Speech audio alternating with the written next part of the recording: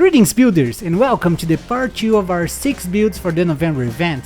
If you missed the part 1, don't worry, you can find its link together with the POBs and complete guides for all those builds in the video description. And if this video helps you, please leave a thumbs up to support the channel. Thank you very much, and let's get into it! Let's start this budget selection with the incandescent Righteous Fire Chieftain with the Marauder class. This is probably the easiest way to have such a strong presence.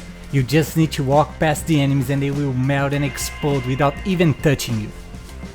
To visit the pros of this build, I would start with how simple it is. Because of the Chieftain Ascendance, you only need to stack fire resistance to have all elemental resistance. Because of that, you can also easily cap your chaos resistance. Keeping on that topic, also because of the Chieftain Ascendance, you can also easily have 90% resistance to all elements, making you very tanky without much investment. Above all of that, Righteous Fire is a super fun and smooth build to play because you just run and shield shard your way through many maps per hour. Now to visit the cons, I'll start saying that this build doesn't have a big single target damage without a lot of investment. But don't worry, you'll be able to kill map bosses easily even on a low budget. This build is an amazing league starter and it's meant as a cheap and fast currency farmer. As for budget, this build is cheap, you can get it destroying early endgame maps with only around 70 chaos. To comfortable advance to yellow maps, I recommend investing around 120 chaos, and for easily completing Erratras, you need to invest around 4 divines, mostly in your survivability. Don't forget that on PoEbuilds.net you can find a list with all the equipment that you need to buy for this build, with direct links for examples being sold by other players. You only need 2 mandatory unique items for this build. The first is the Rise of the Phoenix Shield that grants up to 200 life regeneration per second and most important, plus 5% to maximum fire resistance.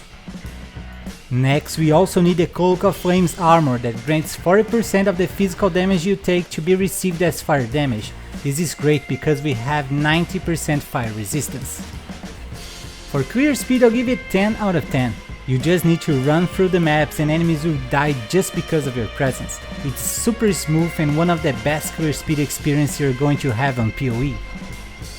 The boss damage on the other hand is not great. I'll give it only 7 out of 10 because you need a lot of currency to scale single target damage. But as I mentioned before, this is meant as a map farmer and you can kill map bosses easily on a low budget. For the survivability, I'll give it 9 out of 10. Thanks to the Chieftain Ascendance, you can get 90% of all elemental resistance and even easily get maximum chaos resistance. All of that combined with over 2000 life regeneration. I only took 1 point out because it needs more investment to be able to face tank physical bosses. Next, we have the most beginner friendly of all, the Arc Totems Hierophant, also with the Templar class. On this build we use many totems that cast the Arc skill for a fast and safe clear speed. Listing the pros of this build, I would start with how cheap and easy it is to complete your Atlas using this beauty.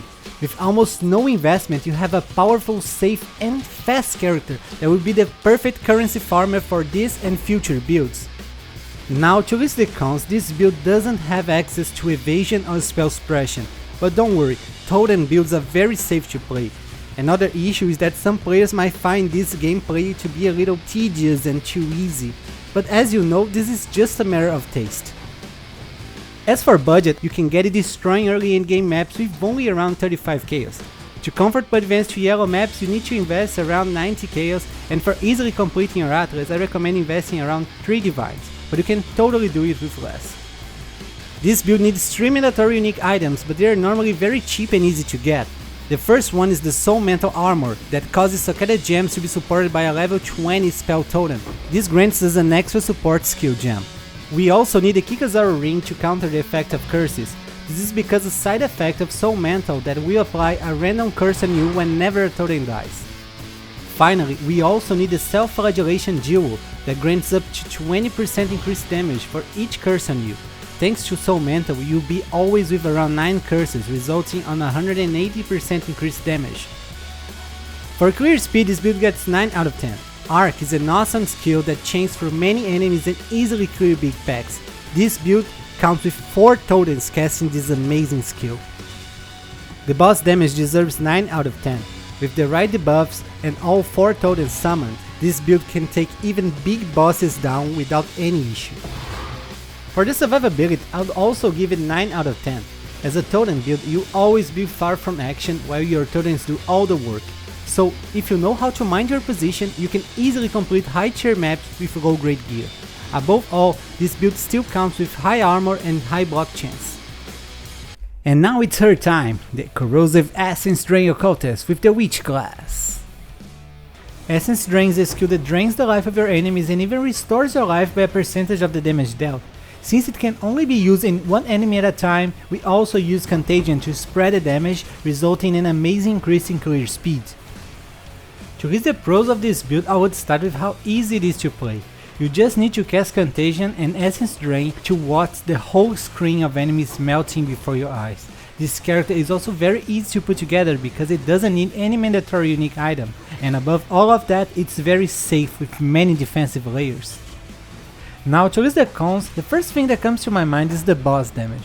Even though this is a very cheap build, you need to invest several Divine Orbs to have a big single target damage, but don't worry too much about that. This build is meant as a red map farmer and it kills map bosses easily even on a low budget.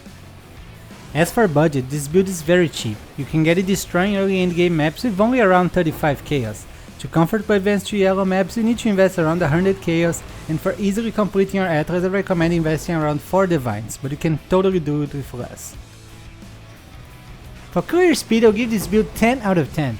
When you get a big area of effect in your Contagion, you kill enemies way beyond your sight with only one cast. The boss damage on the other hand is a 7 out of 10. It will take longer than usual to kill Guardians and Pinnacle bosses, but you have no problem against regular map bosses. For the survivability, I'll give it 9 out of 10. This build counts with over 100,000 effective HP because of high armor, high evasion, spell suppression, amazing life regeneration, and even a little bit of block chance. And that's it for today, guys. I hope you all have a nice event while waiting for the PoE 2 to drop. I wish you all an amazing day, and don't forget to keep building!